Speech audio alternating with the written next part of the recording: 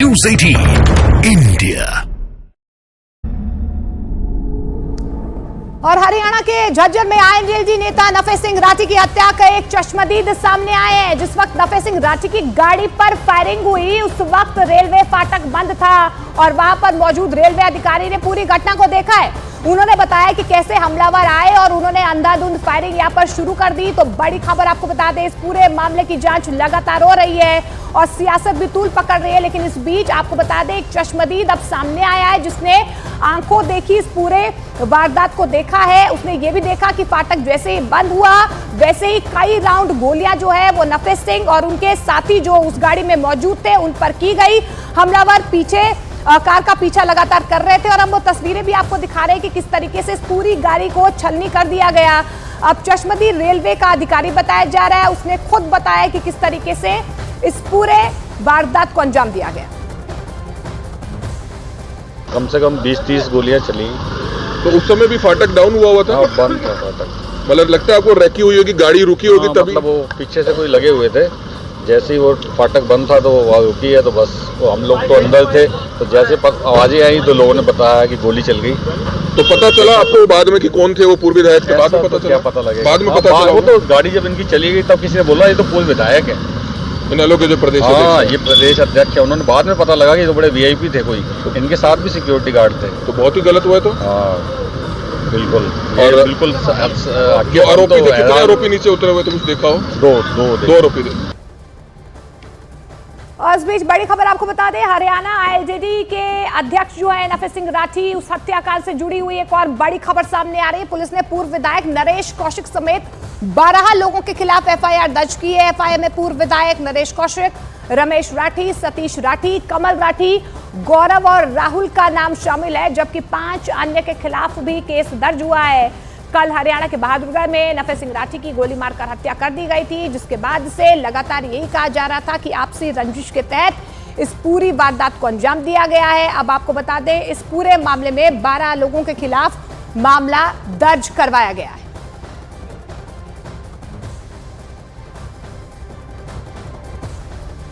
तो बड़ी खबर आपको बता दें, इस पूरे मामले में 12 लोगों के खिलाफ मामला दर्ज किया गया। एफआईआर में जो शिकायत की गई है उसमें वारदात के समय नफे सिंह राठी की गाड़ी चला रहे राकेश उर्फ संजय ने जो बातें बताई है उसी के बिना पर जो है अब 12 लोगों के खिलाफ जो है इस पूरे मामले में एफआईआर दर्ज की गई है। एसटीएफ का गठन कर लिया गया है। एसटीएफ जो है इस पूरे मामले की अब जांच करेगी। और इस बीच बता दें कि विपक्ष की तरफ से लगातार सरकार पर कानून व्यवस्था को लेकर आवाज भी उठाई जा रही है, सवाल खड़े किए जा रहे हैं। लेकिन ये जरूर सामने आ रहा है कि कौन सा एंगल इसमें कहीं ना कहीं सामने आ रहा है। क्या गैंगस्टर का एंगल भी इस पूरे मामले में है, इसकी भी जांच की जाएगी। लेकिन आनंद हमारे सहयोगी हमारे साथ जुड़ रहे हैं। आनंद, और क्या जानकारी मिल पा रही है? 12 लोगों के खिलाफ एफआईआर दर्ज तो की गई है, कोई गिरफ्तारी अब तक? देखिए, इसमें 7 लोगों को नामजद एफआईआर किया है हरियाणा पुलिस ने और 5 अज्ञात हमलावर हैं जिन्होंने की इस पूरी वारदात को अंजाम दिया।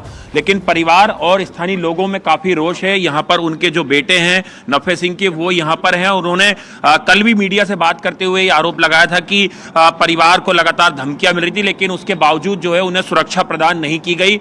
और अब जब तक जो दोषी हैं उन्हें गिरफ्तार नहीं किया जाएगा, अंतिम संस्कार परिवार नहीं करेगा। यहाँ पर उनका शव जो है वो नफे सिंह का मोर्चरी में रखा हुआ है। काफी कद्दावर नेता थे और उस पर भूपेंद्र हुड्डा ने भी अपनी प्रतिक्रिया दी है। अरविंद केजरीवाल ने भी कहा है कि लचर कानून व्यवस्था के चलते इस तरह की वारदात जो है वो हरियाणा में हुई है, जब ताबड़तोड़ बदमाश जो है अत्याधुनिक हथियारों से नफे सिंह और उनके साथियों के ऊपर गोलियां चलाते हैं। करीबन 20 से ज्यादा राउंड फायरिंग हुई है। पुलिस का कहना है कि कई टीमें बना दी गई हैं। हरियाणा के जो गृह मंत्री हैं अनिल विज, उनका कहना है कि दोषियों को बख्शा नहीं जाएगा। लेकिन यहाँ पे देखिए जो उनके बेटे हैं वो भी यहाँ पर लगातार मौजूद हैं और हम उनसे यहाँ पर बात करने की भी कोशिश करेंगे कि किस तरह का उनके अब आगे वो एक्शन चाहते हैं पुलिस से, प्रशासन से, क्या उनकी मांगे हैं। और यहाँ पे आप देख सकते हैं हजारों की तादाद में यहाँ पर जो है, सैकड़ों की तादाद में जो उनके समर्थक के स्थानीय लोग हैं वो भी यहाँ पर अस्पताल के बाहर यहाँ पर मौजूद हैं। ये यहाँ का सिविल हॉस्पिटल है जहाँ पर की जो शव है उनको रखा गया है पोस्टमार्टम के लिए। और अभी लगातार 2 डीएसपी के नेतृत्व में कई टीमें जो हैं वो लगातार शूटर्स की तलाश में जुटी हुई हैं। बिल्कुल आनंद, जिस तरीके से इस पूरे हत्याकांड को अंजाम दिया गया, सोची समझी साजिश के तहत दिया गया है, अब तक जो प्राथमिक जांच में जो बातें सामने आई है उसके बिना पर क्या एंगल सामने आ रहा है? देखिए, कई एंगल्स पे लगातार पुलिस की जांच लगातार जारी है और पुलिस का कहना है कि कुछ क्लूज भी उन्हें मिले हैं, जिसको लेकर लगातार पुलिस की तफ्तीश जारी है। कुछ सीसीटीवी फुटेज भी जो हैं वो मोनिका पुलिस के हाथ लगे हैं, जिसमें कि हमलावर जो है सफेद रंग की गाड़ी में नजर आ रहे हैं। उस गाड़ी नंबर की भी तलाश की जा रही है कि वो गाड़ी आखिर किसकी है, क्या वो गाड़ी किराए की थी, चोरी की गाड़ी है, या उसकी नंबर प्लेट को बनाया गया है फर्जी तरीके से और उसके बाद इस शूट आउट को अंजाम दिया गया है। लेकिन जिस तरह से रेलवे फाटक के पास 10 मिनट के अंदर इस शूट आउट को अंजाम दिया है, इतना तो साफ है, पुलिस ने कह दिया है कि ये एक प्री प्लानिंग से ये पूरी हत्याकांड की गई है। कॉन्ट्रैक्ट किलर इसके अंदर जो है उनका इस्तेमाल किया गया है, इसलिए जो हरियाणा के हिस्ट्री शीटर्स हैं उनकी भी कुंडली खंगाई जा रही है। और जिस परिवार के खिलाफ एफआईआर दर्ज हुई है, पुलिस उन लोगों के भी बयान इसमें लेगी, उनकी संलिप्तता किस तरह की इसमें है। लेकिन हम एक बार यहां पर कोशिश करेंगे, उनके जो बेटे हैं वो यहां पर इस वक्त यहां पर मौजूद हैं और ट्रामा सेंटर के बाहर स्थानीय लोग जो हैं वो भी यहां पे मौजूद है, क्योंकि उनके पिता जो हैं पूर्व विधायक रह चुके हैं कद्दावर। आप बातचीत कीजिएगा क्योंकि नाराजगी यहां पर परिवार में देखी जा रही है। लेकिन नफेस सिंह राठी के बेटे जितेंद्र राठी ने यह दावा किया है कि उनके पिता पिछले 6 से 7 महीने से पुलिस से सुरक्षा की मांग भी कर रहे थे, लेकिन उन्हें सुरक्षा नहीं मिली और अब वे तब तक अंतिम संस्कार नहीं करेंगे जब तक आरोपियों को पकड़ा नहीं जाता है। और आनंद का हम रुख कर लेते हैं। आनंद, क्या परिवार की तरफ से कहा जा रहा है?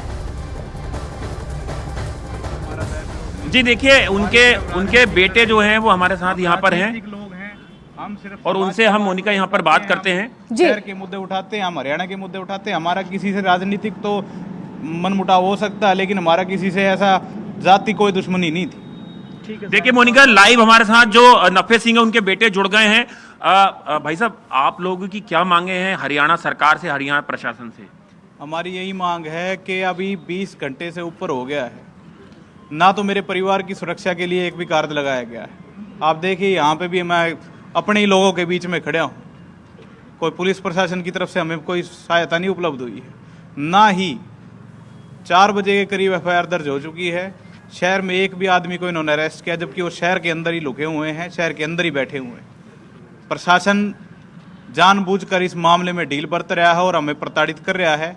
मेरे पिताजी का अंतिम संस्कार जब तक नहीं होगा, जब तक ये लोग आरोपी गिरफ्तार नहीं हो जाएंगे। ये जो नामदार परिवार का नाम सामने आ रहा है जिनके खिलाफ एफआईआर दर्ज हुई, क्या विवाद था इनसे और आपने इनके ऊपर शक जताया है आपके पिता की हत्या का? इन्होंने हमारे पिताजी के ऊपर एक झूठा मुकदमा दर्ज करवाया था 306 का, जिसमें कि कोई भी साक्ष्य नहीं था, कोई भी सबूत नहीं था। प्रशासन ने उस मौके का फायदा उठा के राजनीतिक तौर पे एसआईटी बना के इस मामले को ऐसे ही छोड़ दिया। 12 महीने हो चुके हैं। हम मांग करते हैं कि भी उस एसआईटी की रिपोर्ट कोर्ट में सबमिट कराई जाए, लेकिन आज तक वो रिपोर्ट भी कोर्ट में सबमिट नहीं कराई गई है। खुद मेरे पिताजी जाके इनके सामने खड़े हुए हैं कि भी मेरा बयान लो और इसको रिपोर्ट को सबमिट कराओ, लेकिन कोई पुलिस ने कार्रवाई नहीं की। इस मामले के ऊपर सिर्फ और सिर्फ राजनीति करके हमारे को मानसिक और शारीरिक तौर पे राजनीतिक तौर पे प्रताड़ित किया गया और आए दिन हमारे ऊपर झूठे इल्जाम लगा के हमारे को दुखी किया गया है। भाई साहब, आपने देखा जिस तरह से एक तरीके से प्री प्लानिंग से उनकी गाड़ी का पीछा किया जाता है, रेलवे फाटक बंद होता है तभी शूट आउट किया जाता है। आपको लग रहा है इसमें प्रोफेशनल जो क्रिमिनल्स हैं, शूटर्स हैं, उनका इस्तेमाल इसमें किया गया? जो भी लोग मास्टरमाइंड हैं, जो मास्टरमाइंड है, उन्होंने जाहिर तौर पर भी इसमें शूटरों का इस्तेमाल किया और इतना क्राइम इस हमारे हरियाणा में बढ़ गया है, इस देश में बढ़ गया है। भाजपा सरकार की नपुंसकता है, पुलिस की नपुंसकता है। तो देखिए, ये उनके बेटे हैं जो सीधे तौर पर प्रशासन पे आरोप लगा रहे हैं कि किस तरह से उन्होंने सुरक्षा की मांग की थी, उसके बावजूद भी जो है उनके पिता को सुरक्षा मुहैया नहीं कराई गई थी। अभी हरियाणा पुलिस की लगातार कोशिश ये है कि जल्द से जल्द जो हमलावर हैं उन तक पुलिस पहुंचे और इस पूरे हत्याकांड का जो है वो खुलासा किया जाए। बिल्कुल आनंद, हम सुन रहे थे जितेंद्र राठी की तरफ से साफ तौर पर कहा जा रहा है कि पुलिस और प्रशासन की तरफ से अभी तक कोई भी सुरक्षा उनके परिवार को नहीं दी गई है। लेकिन आप देखिए कि किस तरीके से कई एंगल जो है इस पूरे मामले में सामने आ रहे हैं। 10 मिनट में इस पूरी वारदात को अंजाम दिया जाता है। जितेंद्र राठी की तरफ से साफ तौर पर कहा जा रहा है कि साजिश के तहत जो है रेलवे फाटक को चुना गया। आपको हम ग्राफिकली समझाने की भी कोशिश कर रहे हैं कि हत्या को किस तरीके से प्रोफेशनल शूटर्स ने अंजाम दिया है। अब तक जो है 5 टीमों का गठन कर दिया गया है। अलग अलग एंगल से इस पूरे मामले की जांच हो रही है। एसटीएफ भी इस पूरे मामले में जांच कर रही है, लेकिन पुलिस को शुरुआती जांच में कॉन्ट्रैक्ट किलिंग का जो एंगल है वो सामने आ रहा है। और इस बीच अब परिवार की तरफ से यही मांग की जा रही है कि उनके परिवार को भी सुरक्षा दी जाए। वो लगातार यही डिमांड कर रहे हैं और उनकी तरफ से यह भी साफ तौर पर कहा जा रहा है कि जब तक उनके पिता के हथियारों को नहीं पकड़ा जाता है तब तक वो इसी तरीके से अंतिम संस्कार नहीं करेंगे और यही मांग करते रहेंगे। आनंद लगातार हमारे साथ बने हुए हैं। आनंद, जितनी भी टीमों का गठन किया गया है प्राथमिक तौर पर, क्योंकि देखिए जितेंद्र राठी की तरफ से साफ तौर पर कहा जा रहा है कि जो हमलावर है वो यहीं पर गांव में ही मौजूद हैं। अब तक पुलिस के हाथ कौन कौन से सबूत इस पूरे मामले में लगे हैं? देखिए, जो पूर्व मंत्री के जो बेटे हैं जिन्होंने खुदकुशी की थी, जगदीश नंबरदार, उनके परिवार के लोगों के खिलाफ एफआईआर दर्ज हुई है। जो एफआईआर की कॉपी हमारे हाथ लगी है उसमें भी 7 लोगों को नामजद किया हुआ है।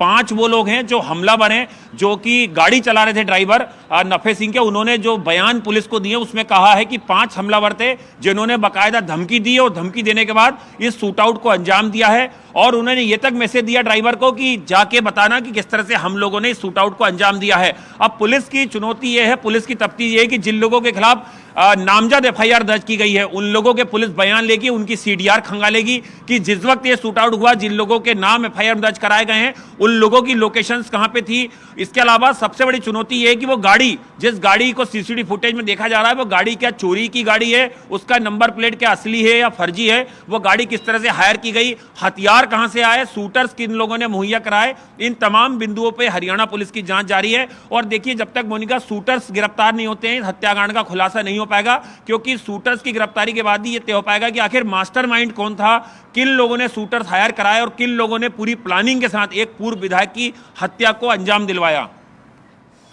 बिल्कुल आनंद, लगातार जो है इस पूरे मामले को लेकर अब कई एंगल्स जो है वो सामने आ रहे हैं, लेकिन नफे सिंह हत्याकांड में नफे सिंह के रिश्तेदार कपूर राठी ने नफे सिंह की हत्या को राजनीतिक हत्या भी करार दिया है। कपूर राठी का यह दावा है कि नफे सिंह की जान को खतरा था और वो लगातार सुरक्षा की गुहार लगा रहे थे। सुनिए।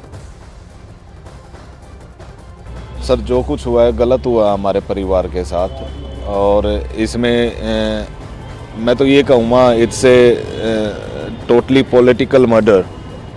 अगर एक पॉलिटिकल आदमी आपके पास बार बार गुहार लगाता है सरकार के पास कि मुझे सुरक्षा दे दीजिए, और सुरक्षा नहीं दी जाती और उसके बाद ये ऐसे ऐसे हमले हो जाते हैं और अभी तक कोई पकड़ा नहीं गया है, और कोई गारंटी नहीं कि कोई दूसरा हमला भी वो लोग कर सकते हैं।